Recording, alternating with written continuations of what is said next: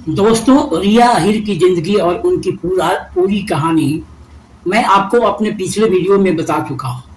इसलिए आज मैं उस कहानी को दोहराने नहीं जा रहा।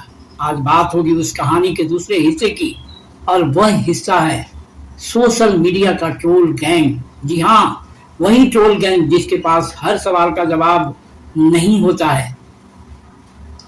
किसी ने सरकार से सवाल पूछ लिया, पहले उसकी बात मत सुनिए। किसी ने पुलिस की कार्रवाई पर सवाल उठा दिया, पहले उसका पुराना इंस्टाग्राम खोलिए।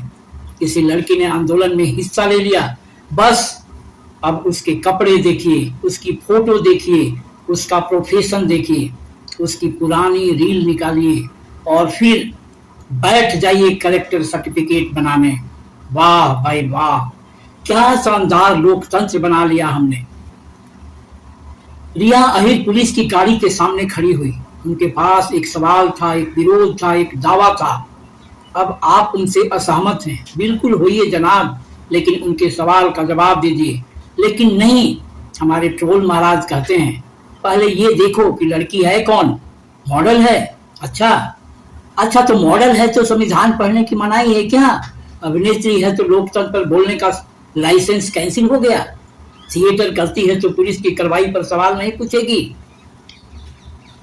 भाई, कौन सा संविधान पढ़ रहे हो आप लोग? आजकल सोशल मीडिया पर एक पूरा रिसर्च डिपार्टमेंट चल रहा है। किसी ने सरकार के खिलाफ कुछ बोल दिया, तुरंत टीम एक्टिव।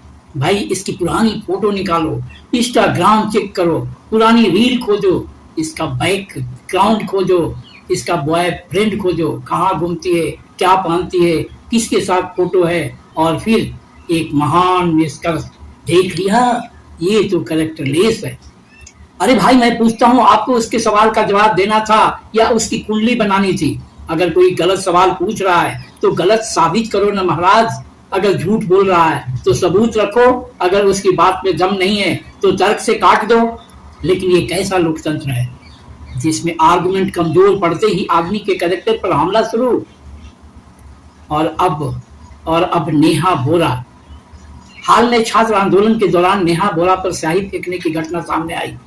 इस घटना पर विरोध भी हुआ और जवाबदेही की मांग भी उठी। लेकिन दोस्तों, मुझे यहाँ एक और चीज परेशान करती है। स्याही फेंकने वाला व्यक्ति एक तरफ है और सोशल मीडिया का ट्रोल गैंग दूसरी तरफ। एक सामने आकर स्याही फेंकता है, दूसरा मोबाइल के पीछे बैठकर कैरेक्टर पर स्याही फेंकता है। फर्क सिर्फ इतना है, एक की स्याही दिखाई देती है और दूसरी की स्याही कमेंट सेक्शन में दिखाई देती है। महिला सवाल पूछे तो समस्या क्यों? रिया ने सवाल पूछा, ट्रोलिंग शुरू। नेहा आंदोलन में खड़ी हुई, ट्रोलिंग शुरू। यानी महिला अगर चुप रहे, बहुत अच्छी। महिला सवाल पूछे, किसने भेजा है? महिला आंदोलन करे, किसका एजेंडा है? महिला सरकार से सवाल करे, टूल किट है। महिला पुलिस से सवाल करे, पब्लिसिटी स्टंट। महिला वायरल हो जाए, अरे भाई, इसे तो फेम चाहिए। एक काम करो, एक लड़की को बोलने से पहले एक फॉर्म उसको पकड़ा दो। नाम, पता, प्रोफेशन, इंस्टाग्राम फॉलोअर्स, किस पार्टी को पसंद करती है, किस पार्टी को पसंद नहीं करती है, और आखिर में क्या आपको लोकतंत्र में सवाल पूछने की अनुमति दे दी जाए? फिर नीचे लिख देना, अप्रूव्ड बाय ट्रोल गैंग। मुझे तो लगता है व्हाट्सएप यूनिवर्सिटी ने नया सिलेबस ही खोल दिया है। फर्स्ट लेसन, किसी के सवाल का जवाब मत दो। सेकंड लेसन, उसकी पुरानी फोटो खोजो। थर्ड लेसन, उसके प्रोफेशन पर सवाल उठाओ। फोर्थ लेसन, उसके कैरेक्टर पर शक करो। फिफ्थ लेसन, उसे फंडेड, स्क्रिप्टेड, टूल किट वाला घोषित करो। और अगर फिर भी वह बोलती रहे तो और जोर से ट्रोल करो, क्योंकि तर्क खत्म हो जाए तो वॉल्यूम ही बढ़ा देना चाहिए। यही तो सोशल मीडिया यूनिवर्सिटी की नई राजनीति है दोस्तों। कैरेक्टर असैसिनेशन का सबसे आसान तरीका क्या है? किसी के विचार को गलत साबित करना नहीं, किसी व्यक्ति को ही गलत साबित कर दो, क्योंकि विचार से लड़ना पड़ेगा, तथ्य देने पड़ेंगे, कानून पढ़ना पड़ेगा, बहस करनी पड़ेगी। लेकिन व्यक्ति पर हमला करने में इन सब की जरूरत नहीं। बस एक फोटो चाहिए, एक एडिटेड वीडियो चाहिए और कुछ कमेंट्स, फिर बन गया नैरेटिव। और जिस लड़की ने सवाल पूछा था वह सवाल कहीं पीछे छूट गया। लेकिन एक सवाल मैं ट्रोल गैंग से पूछना चाहता हूँ, फ्रेंड्स, इतना गुस्सा क्यों? रिया ने सवाल पूछा, आप जवाब क्यों नहीं देते? नेहा आंदोलन में खड़ी है, आप उनके मुद्दे पर बहस क्यों नहीं करते? क्यों बार बार उनकी पर्सनल लाइफ पर जाते हैं? क्यों बार बार उनके कपड़े, प्रोफेशन और तस्वीरें चर्चा में लाते हैं? क्या सचमुच उनके सवाल इतने कमजोर हैं कि उनका जवाब देने के बजाय उनके कैरेक्टर पर हमला करना जरूरी हो गया? और अगर ऐसा है तो फिर डर किस बात का है? सवाल से या सवाल पूछने वाली लड़की से?